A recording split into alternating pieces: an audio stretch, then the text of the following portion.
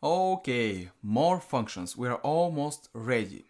Trace is the next function that I want to show you. That function is pretty easy and it's just a mix of two functions that we already know. The trace simply gives us the sum of the diagonal of a matrix. So sum of diagonal now equals trace sum matrix.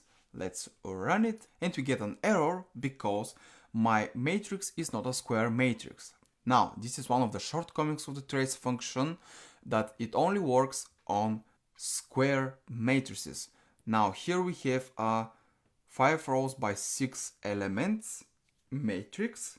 So let's just delete one element from each row. So we are deleting one column like this, alright. And let's run it. Sum of diagonal is 11. Is it 11? So sum matrix. So 1, 3, 2, 2, 3. So here we have 6, 10, 11. Yes, it is. Now you can take the sum of the diagonal by doing this. Sum of diagonal, no, 2 equals to sum of diagonal of some matrix. It will produce the same result. Now, as I said, the shortcoming of this function is that it only works if your matrix is a square matrix. That is not true for the second way. The second way works with any matrices because let's see it.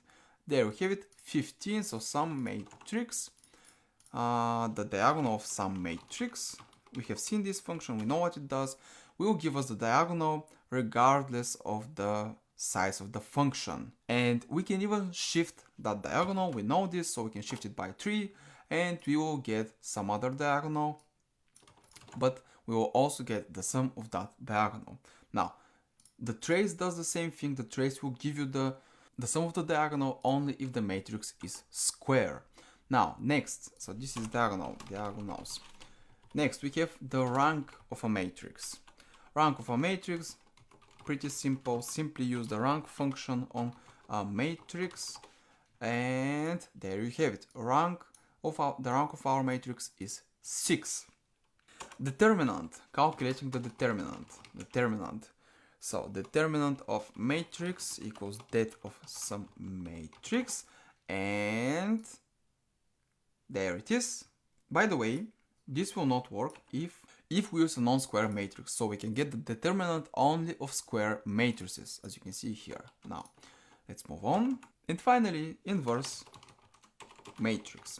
So, inverse matrix equals to the inverse of some matrix. The function is called inv.